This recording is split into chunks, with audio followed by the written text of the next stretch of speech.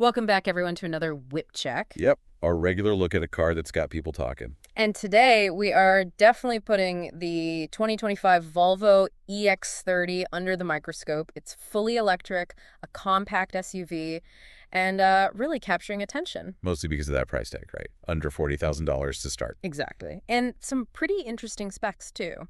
So our goal on this Whip Check, as always, is to dig a bit deeper than the headlines. Understand what makes this new EV tick, especially for you listening. It's fascinating seeing Volvo jump into this more accessible EV space. The buzz is definitely there. Yeah, considerable. And for this Whip Check, it's crucial we dissect why. Okay, so for this one, we've looked at some early takes from YouTube. We've got Doug Demuro's Deep Dive. Always thorough. Redline Reviews' First Impressions from Milan, I think. Yep, they drove it there. And Autofocus, who actually spent a week with one. So a good mix of initial views. Right. Our mission is to pull all that together, synthesize it, and give you the key things you need to know about this car. Could it be a game changer? That's the big question. Let's get into it. What makes this electric Volvo so noteworthy? Starting with, well, the obvious. That price. It's undeniably the headline grabber.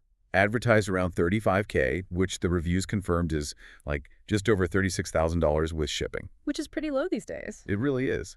Especially when you think the average new car is creeping towards 50 grand, and EVs often have that premium. So Volvo's being quite assertive here. Very. It positions the EX30 really well. It's not just competitive, it feels strategic. They're aiming for people maybe put off by higher EV prices before. Yeah, it could definitely pull some new buyers into the EV market. It might even, put some pressure on other car makers. Could do. Speed things up, maybe. And it's not just the base model, right? The reviews mention even loaded ones are expected to be, low 50s? That's the expectation. Doug Demuro called it a tremendously impressive price point for a brand new electric crossover from a premium-ish brand like Volvo. So it's clearly their new entry point for electric. And it's tiny. Smallest SUV they've ever made. That's a key thing. Compact. It's about 9 inches shorter than the C40 or XC40. So really city-sized. Exactly. Redline pointed out there isn't actually much direct competition right now in that specific size and price bracket. And Autofocus noted the short wheelbase makes it comparable in size to something like the upcoming Rivian R3X. That's an interesting comparison, the R3X. But the Rivian's expected to start quite a bit higher, isn't it? Significantly higher, yeah. Yeah. So Volvo's really hitting a potentially sweet spot for a maneuverable, city-friendly crossover. And they've got that cross-country version planned too, right? Right. A bit more rugged. Yeah, more ground clearance. That broadens the appeal, taps into that desire for small, versatile vehicles. Especially for city dwellers who maybe want something for weekend escapes too. Exactly. Adds another layer. Okay, so shifting gears.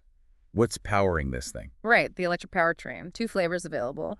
You've got the single motor rear-wheel drive. That's about 270 horsepower. And the range is estimated around 275 miles. Okay, respectable numbers. Then there's the dual motor, all-wheel drive. That bumps power way up over 420 horsepower. Wow. Range drops slightly, as you'd expect, around 265 miles estimated. But over 420 horsepower in a small SUV. That's pretty punchy. It really is. And even the base single motor isn't slow. Doug mentions 0-60 in the low 5-second range. Which is still pretty quick for an entry-level model. But that dual motor, 3.4 seconds to 60. Seriously quick. Autofocus said it feels way quicker than the numbers even suggest. They called it the quickest accelerating Volvo ever made. That's quite a statement for what's essentially their entry EV. It kind of shatters that old idea that affordable EVs have to be, sluggish. Definitely not sluggish. Yeah. And charging. Volvo claims 10% to 80% in about half an hour. On a DC fast charger, obviously. Right, needs a compatible one. It maxes out at 153 kilowatt DC fast charging. Okay. Redline confirmed this, noting it's maybe not the absolute fastest out there, but it's a lot quicker than Volvo's older EVs, like the XC40 Recharge. So 153 kilowatts, that's decent. Means you can add a good chunk of range pretty quickly, like on a coffee break during a longer trip. Much better than older tech. Makes road trips more practical for sure. Okay, let's get into the quirks. Doug called them very quirky. The interior specifically, very minimalist. Yeah, it's a big departure from traditional car interiors. Very simple, very focused on sustainable materials. Starts with the key, right? A card. Yep, a credit card size key card. Though they plan to add smartphone as key soon, which is pretty standard now. The card's a good backup, though. And the sustainability focus is clear. Doug pointed out recycled stuff like old window frames used in the door panels. Exactly. Recycled and recyclable materials are a big theme. Underscores that Volvo environmental push. But the minimalism goes way beyond materials. It's the whole layout. Totally. Look at the doors. Single pull handle. And the window switches. Ah, yes, the window switches. Just 2 switches in the middle for the front windows, then a toggle to make them control the rear windows. And the mirror controls and door locks are on the screen, too. All in the central touchscreen. Redline compared the center window switches to the Hyundai Ioniq 6. It's different. Definitely unconventional. And that central screen, it seems to control almost everything. Pretty much. Even the glove box. There's an icon on the screen to open it. Doug thought that might be a cost-saving thing, right? Makes it easier to build for left and right-hand drive. That was his theory. Simplifying things like that, removing physical buttons, Yeah. it all helps hit that lower price point we talked about. Makes sense. Like the seat controls, too. One physical control, then screen menus for details. Yeah, a single knob or dial you twist for basic forward, back, up, down, then you dive into the screen for lumbar, tilt, that kind of stuff. Doug found it surprisingly okay to use. And no start button at all. Nope. Card turns on when you sit down with the key card or your phone. Adds to that minimalist feel. The center console seems pretty simplified, too. It is. 2 wireless phone chargers up top. Nice. A storage bin underneath, and this kind of clever pop-out panel that could be cup holders or just more storage. Autofocus liked that flexibility, the hidden storage down below, too. Yeah, with more USB-C ports down there, it's trying to be practical within that minimalist frame. But the biggest shift is probably moving almost all the buttons to that 12.3-inch screen. For sure. Power tailgate, defrosters, headlights, climate. It's all in there. And the speedometer, also on the screen. Yep. Top of the home screen, along with the gear indicator. Very Tesla-like in that way. Doug found that placement controversial. He did. Even compared it to, what was it, a 2004 Saturn Ion with its center speedo. Huh. Okay, that's a deep cut. But there's voice control, right? Google Assistant. Yes, integrated Google Assistant. So you can just tell it to change the temperature or navigate somewhere. Doug showed it working pretty well for climate adjustments. That probably helps avoid fiddling with the screen too much while driving. Hopefully. They also have these mood settings on the screen. Mood settings. Like ambient lighting? Kind of. Preset themes like Northern Light or Forest Bath. They combine ambient light colors, screen visuals, even specific sounds or music snippets. A bit gimmicky, maybe? Doug's reaction to the Nordic Twilight theme was pretty funny. Yeah. But yeah, it's Volvo trying to create a specific kind of in-car atmosphere. Okay. But hang on, not everything is on the screen, is it? No, thankfully not. You still get physical controls on the steering wheel. Right, for driver assist on one side, radio and Google on the other. And you still have traditional stalks behind the wheel.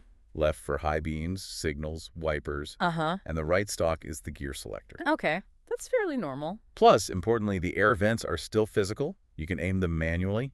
Autofocus specifically called that out as a good thing. Instant airflow adjustment without menus. Yeah, that's crucial. So it's a balance, but heavily screen-focused. Exactly. Provide some tactile feedback for the common stuff. Okay, let's talk practicalities. Back seat, storage, given how small it is. Yeah, probably not its strong suit.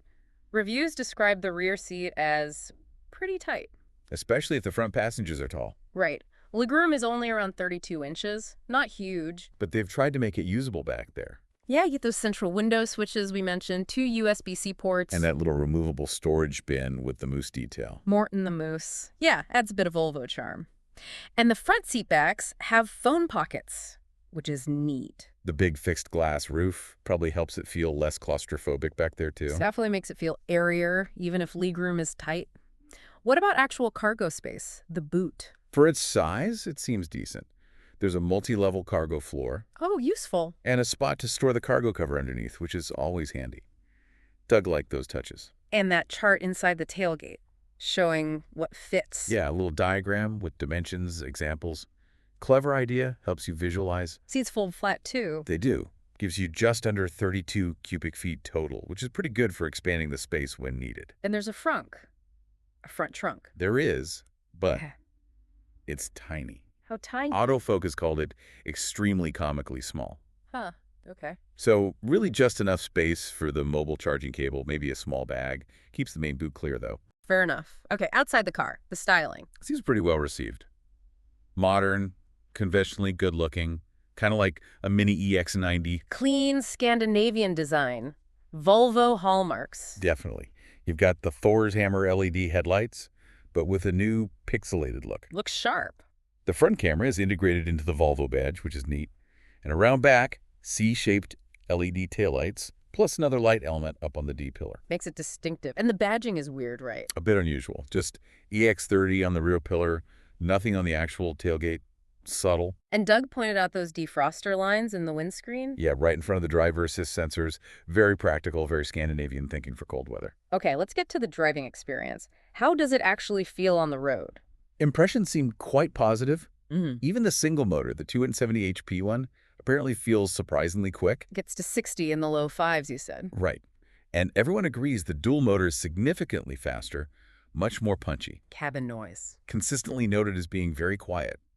Refined feel. Autofocus seemed quite taken with how fun it was to drive, especially the dual motor. Yeah, they stress it feels quicker than the numbers suggest and handles well, quite nimble for an EV, partly because it's relatively light, around 4,100 pounds for the dual motor. And the seating position is more like a car than a big SUV.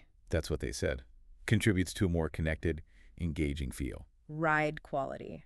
For a small car at this price. Surprisingly good, apparently. Doug described it as really, really nice. Stable even on rougher roads. Oh, okay, that's impressive. What about the tech, like pilot assist? Works well in stop-and-go traffic, seems reliable. But you have to keep your hands on the wheel, and it won't change lanes for you automatically. Standard level 2 stuff, then. Any downsides mentioned in the driving? A few minor things. Some felt the one-pedal driving could be better calibrated. How so? They wanted maybe less coasting when you lift off, and smoother stops when it brings you to a halt. You know, that mode where you barely need the brake pedal. Right. Needs refinement, maybe. Possibly addressable with software updates. Also, the driver attention monitor was called out as being a bit too sensitive sometimes. Nagging you unnecessarily. Potentially. And the lane keeping assist always defaults back to on every time you start the car, which some found annoying. You had to turn it off each drive if you don't like it. Little usability gripes. Exactly. Things manufacturers often tweak based on feedback. But overall, the driving experience seems like a real plus point, especially considering the performance and handling for the price. Okay, so wrapping up. Comparisons and impact. We mentioned the Rivian R3X comparison earlier in our whip check. Right, similar size, sporty vibe, but the EX30 is much cheaper to start. And the Tesla Model 3Y comparison comes up because of that big center screen and speedo placement. Yeah, and Doug's Saturn Ion callback. It also offers more range than Volvo's older EVs, the XC40 and C40 Recharge, shows progress. So the overall feeling is pretty hyped. Definitely. That mix of features, tech, performance, and especially the price point has generated a lot of excitement. Doug suggested it could be kind of a game-changing car for affordable EVs. And potentially Volvo's bestseller. That's the prediction from multiple sources, yeah. Redline thought it could easily become the company's best-selling car. Wow. The pressure's on then. For sure. Reservations are open now. Deliveries start mid-2024, so we'll see soon if it lives up to it all. Its accessibility could really move the needle on EV adoption. So to sum up this whip check, the Volvo EX30 looks like a really compelling package. Stylish, tech-forward, surprisingly quick. And crucially, at a price that makes it accessible to way more people. That minimalist design is key to the price, but it might be divisive for some people used to more traditional controls. True. And as we heard in this deep dive from the early reviews, there are a few minor points, driver assist sensitivity, one-pedal feel that could maybe use tweaking. But the overall impression seems overwhelmingly positive, especially given the value. What really stands out is Volvo seemingly pulling off a well-rounded, desirable EV without that typical premium price tag. So for you listening, hopefully this whip check gives you a solid grasp on why the EX30 is making such waves right now. Which leaves us with a final thought from this whip check. Could a car like the EX30, offering this blend of style, tech, performance, and genuine affordability, could this be the catalyst that really pushes EVs into the mainstream for a much wider audience? Makes you think, doesn't it? Definitely something to watch as these start hitting the roads.